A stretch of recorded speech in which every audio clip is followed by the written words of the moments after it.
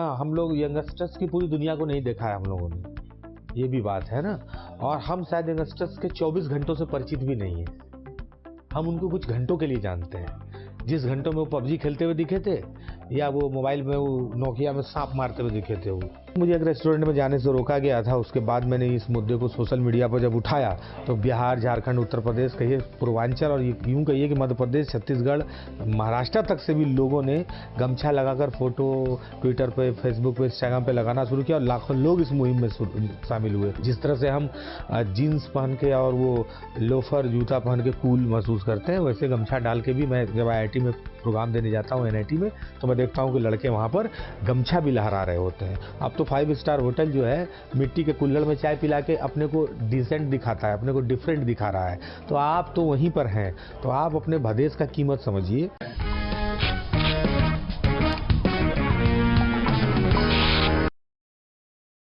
Sir, आपकी जो नई बुक आई है उसके बारे में आप कुछ बताएंगे? देखिए, नई किताब जो आई है मेरी औघड़, और वो मेरी पिछली किताब डार्क हॉर्स से बिल्कुल अलग है। उसकी कहानी औघड़ एक भारतीय गांव की कहानी है, जिसमें वहाँ की राजनीति है, वहाँ का समाज है, वहाँ की संस्कृति है, वहाँ किसानी की समस्याएं हैं, वहाँ के मजदूरी है, उसमें जात पात है, आडंबर है, इसके अलावा चुनावी पंचायत चुनाव का मसला है।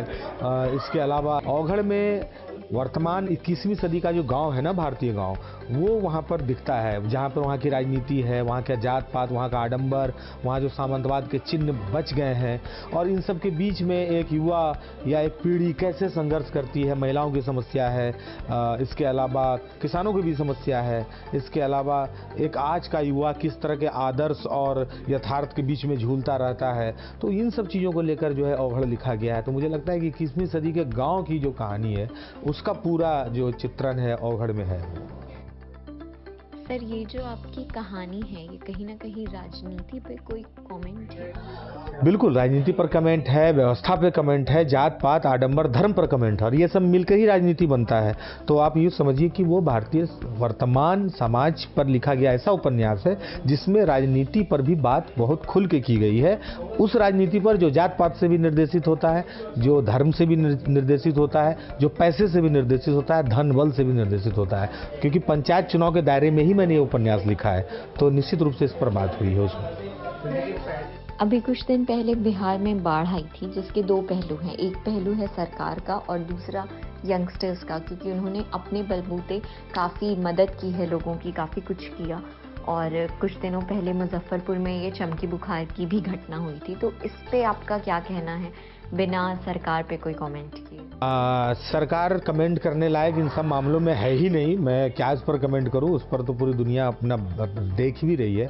लेकिन जिस तरह से बिहार के युवाओं का एक जत्था निकला है ना, जो अपनी समस्याओं को अपने हाथों से उसका समाधान ढूंढने का जो प्रयास कर रहा है, ये एक बहुत बड़ा संदेश है आने वाली पीढ़ियों के लिए, और इसको ना हमारे समाज को प्रोत्साहित करना चाहिए। और चमकी बुखार का मामला जो मुजफ्फरपुर में हुआ, और ये जो बाढ़ का मामला जो पटना में हम लोगों ने देखा, और उसमें इस तरह से युवा जिस तरह से निकल के आए, वो बहुत स्वागत योग्य है। उन्होंने, हम दिल्ली में बैठे हुए हैं या मेरे जैसा कोई बिहार, यूपी, झारखंड वाला अगर कहीं और बैठा हुआ है मद्रास में, तो उसको भी इस बात के लिए प्रेरित किया है उन लोगों ने कि वो भी अगर कहीं जाए, अपनी ज़मीन पर उतरे, तो लोगों के लिए कुछ कर पाए। तो एक बहुत बड़ा मैसेज दिया है। उन सभी युवाओं को बधाई देना चाहिए। वो सब बधाई के पात्र हैं, साधुवाद के पात्र हैं वो सब। सर, आप यहाँ आए टेडेक्स बांकीपुर में स्पीकर बनके, और टेडेक्स जैसा इंटरनेशनल इवेंट पटना में हो रहा है, और यहाँ पे जितने स्पीकर्स आए वो सारे बिहारी थे।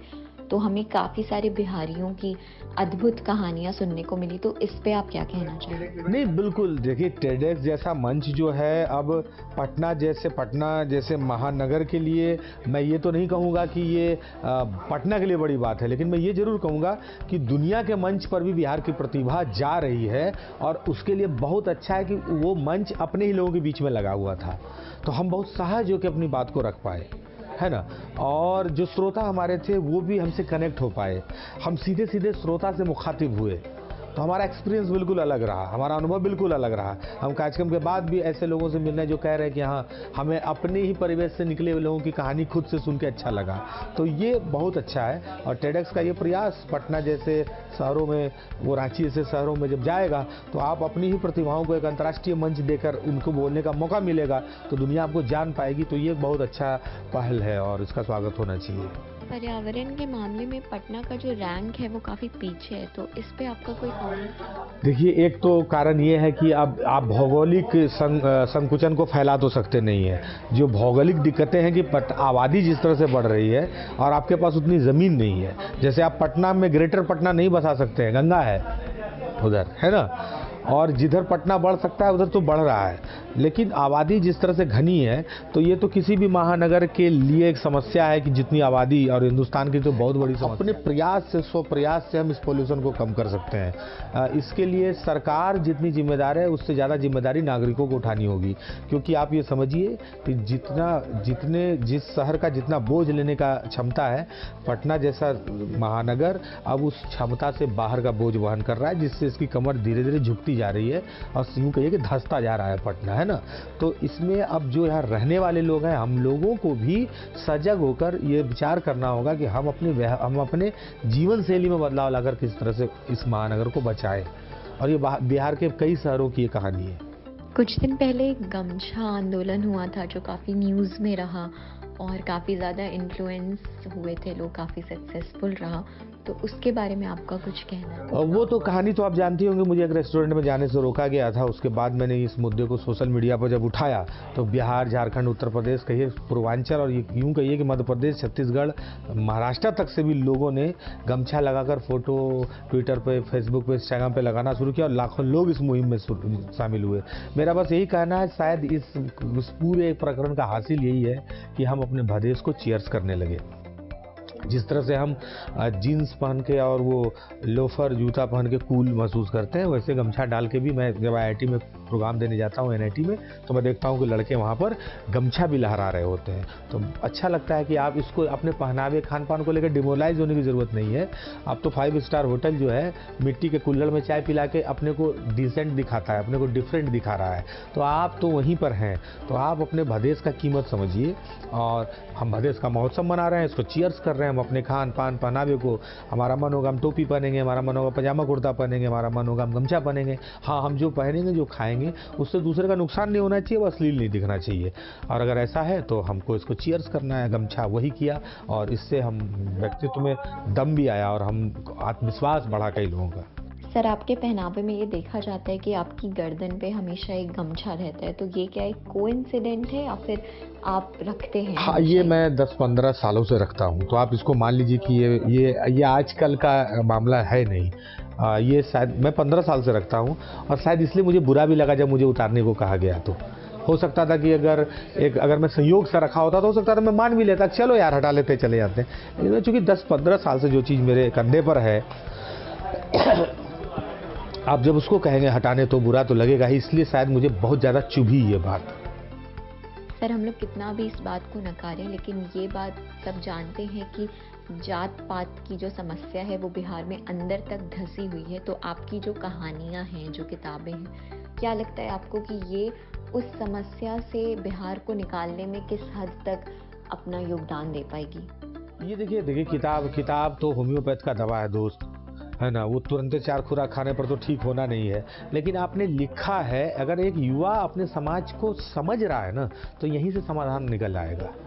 आज मैंने समस्या लिखी है, कल मैं समाधान भी लिखूंगा, परसों कोई उस समाधान को शायद अपनाने भी लगेगा।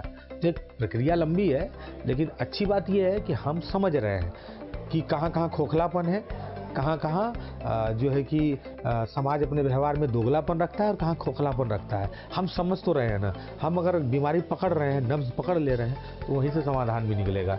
तो अभी हमारा पूरा प्रयास है कि हम अपने समय को ईमानदारी से दर्ज करें और जितना व्यवहारिक समाधान दे सकते हैं किताब में देने का प्रयास भी करें। सर, आपने अपने टेड टॉक में पेशेंस की बात की, तो आजकल के यंगस्टर्स में काफ़ी पैशन है, काफ़ी ज़्यादा पैशनेट हैं, बट कहीं ना कहीं अपना मनोबल जो है वो बहुत जल्दी खो देते हैं, या यूँ कहें कि उनमें पेशेंस की बहुत कमी है। तो आप इस पे उनके लिए क्या कहना चाहेंगे? उसका कारण ये भी है कि हम ना स्टार बना बनाया देखने के आदी हो गए हैं। जैसे कोई व्यक्ति स्टार बन के जब आया, हमने उसको उसी दिन देखा, हमने उसकी यात्रा नहीं देखी, तो हमें लगता है कि ये तुरंत बना होगा, तो हमारा लेट क्यों, या हम बहुत लेट हो रहे हैं। ये बात भी मैंने कही थी टेड टॉक में। तो नहीं है, उसकी एक यात्रा है, वो एक स्वाभाविक यात्रा है जो वक्त लेती है, वो आपको हमको सबको करनी है। मैं 5 साल पहले मैंने किताब लिखी थी, आज मुझे पहचान मिल रही है ना, आज मेरी किताब लाख किताब के पार पहुंची है ना। ये सपना मैंने 5 साल पहले देखा था, लेकिन अगर 1 साल मेरी किताब नहीं बिकी, वो 10-15 हज़ार ही बिकी, तो मुझे निराश हो जाता मैं। लेकिन मैं नहीं हुआ, मुझे पता था एक समय आएगा, आता है, करते रहो, आ ही जाएगा।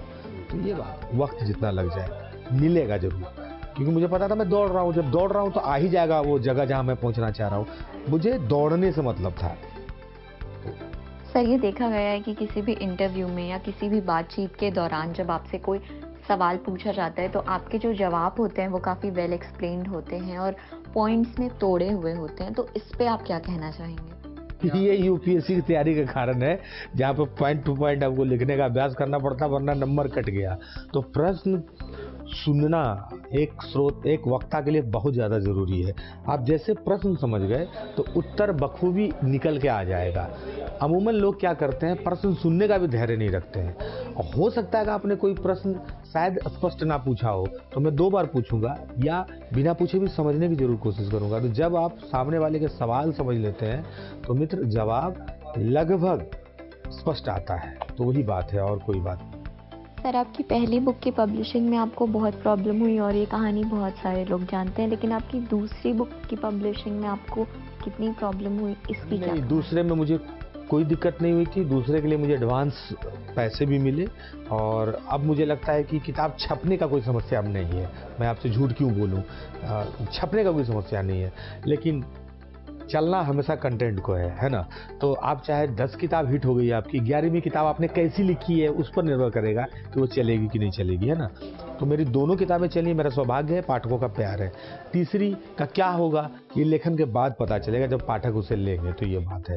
लेकिन छपना अब मेरे लिए कोई समस्या नहीं है। ये आपके काफ़ी सारे पाठक हैं, तो उसमें से किसी ने आपको कोई ऐसा मैसेज भेजा हो या कोई कमेंट लिखा हो जो आपको अभी तक एक याद है? लड़के ने मुझे 4 साल पहले एक मैसेज किया था फेसबुक पर, सर मेरा यूपीएससी का अटेम्प्ट खत्म हो गया, मैं डार्क हॉर्स पढ़ रहा हूँ, देखता हूँ कि अब मेरे साथ क्या होता है।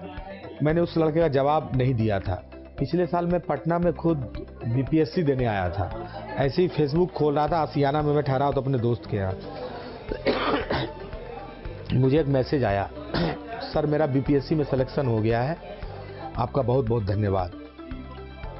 3 साल तक हमारे उसके बीच कोई बातचीत नहीं हुई थी। मैंने अपने दोस्त को तुरंत पढ़ाया कि देखा 3 साल पहले हमारा मैसेज कर लो चले, मैंने अपनी भाषा में जो कहा, और आज इसका ये मैसेज आया है। तो ये सब आपके लेखन यात्रा का उपहार है, और ये दैवीय उपहार है जो आपको मिलता है। 3 साल पहले उस लड़के ने किताब पढ़कर खुद को मोटिवेट महसूस किया था। 3 साल पहले वो लड़का मुझे बात नहीं भूला, वो सेलेक्ट हो गया बीपीएससी में, एसडीएम बन गया। उसने मुझे फिर मैसेज किया, उसके मैंने किसी मैसेज का जब भी जवाब दिया नहीं था, फिर मैंने उसको ये जवाब दिया कि दोस्त आपने मुझे इतने सालों तक याद रखा और वो किताब आपकी यात्रा में रही, ये मेरे लिए बहुत बड़ी बात है। तो ये ऐसी चीज़ें होती है कई बार। सर, आप कितने फ्रीक्वेंटली अपने गांव आते जाते रहते हैं, और आपने शायद बताया भी है कि आपका गांव कहाँ है? हाँ, मेरा गांव, हालांकि मैं मूल रूप से बिहार संग्रामपुर मुंगेर का रहने वाला हूँ, लेकिन मेरा अधिकतर जीवन बचपन झारखंड के दुमका में बीता है। मेरा नानी घर है वहाँ पे, तो वहाँ मैं लगातार अक्सर जाता हूँ, हर महीने करता हूँ। तो मैं गांव का नहीं हूँ, मैं गांव में ही हूँ, बस ये समझिए। सर, जो लोग फिक्शन राइटिंग करते हैं उनके बारे में आप फिक्शन नहीं करता हूँ, हाँ, लेकिन यथार्थ रियलिस्टिक फिक्शन है कि रियलिटी है उसमें, लेकिन पात्र फिक्शन के हैं, है ना। तो उसके लिए उनके लिए यही कहना चाहूँगा, ऑब्जर्वेशन बहुत जरूरी है। आप अपने आसपास पर नज़र रख रहे हैं कि नहीं, ये बहुत जरूरी है। दिमाग को खुराक चाहिए, खुराक ऑब्जर्वेशन से आता है। आप अपनी बुद्धि से कुछ नहीं लिखते हैं, अनुभव से लिखते हैं। अनुभव बुद्धि को कहता है कि ये माल लिया है, इसका जूस निकालो, ठीक है ना, फिर वो गिलास में जाता है। तो ये बात। सर, जो यंगस्टर्स अभी लिखने का शौक रखते हैं और आगे जाके राइटर बनना चाहते हैं, उनके लिए आप कुछ कहना चाहेंगे? लगातार लिखें, और फेसबुक जैसा प्लेटफॉर्म है वहाँ पर लिखें लगातार। सर, ये आपका अनुभव है तो मैं इस पर प्रश्न नहीं उठाना चाहूँगी, लेकिन मेरा ऐसा मानना है कि आजकल जो किताब पढ़ने वाली जो संख्या है यंगस्टर्स की वो काफ़ी कम हो गई है, तो क्या कहेंगे आप इस नहीं, आज के यंगस्टर्स बुक नहीं पढ़ते थे ना, तो उनके हाथ में जब मोबाइल आ गया ना, तो वहाँ उन्होंने पढ़ा, उनको अच्छा लगा, तब वो बुक की तरफ गए। हाँ, हम लोग यंगस्टर्स की पूरी दुनिया को नहीं देखा है हम लोगों ने, ये भी बात है ना। और हम शायद यंगस्टर्स के 24 घंटों से परिचित भी नहीं है, हम उनको कुछ घंटों के लिए जानते हैं। जिस घंटों में वो पबजी खेलते हुए दिखे थे, या वो मोबाइल में वो नोकिया में सांप मारते हुए दिखे थे, वो उसी में आता है। हम उनके बाकी जीवन के बारे में नहीं जानते, लेकिन मेरा अनुभव मानिए, मेरा पाठकीय अनुभव बता रहा है कि लोग पढ़ रहे हैं बहुत। अगर वो नहीं पढ़ रहे होते ना, तो मैं पटना बिट्स के कैमरे के सामने नहीं बैठा होता। आप बात समझिए, इसका मतलब पाठक है इस देश में, उन तक किताब नहीं पहुंच रही थी।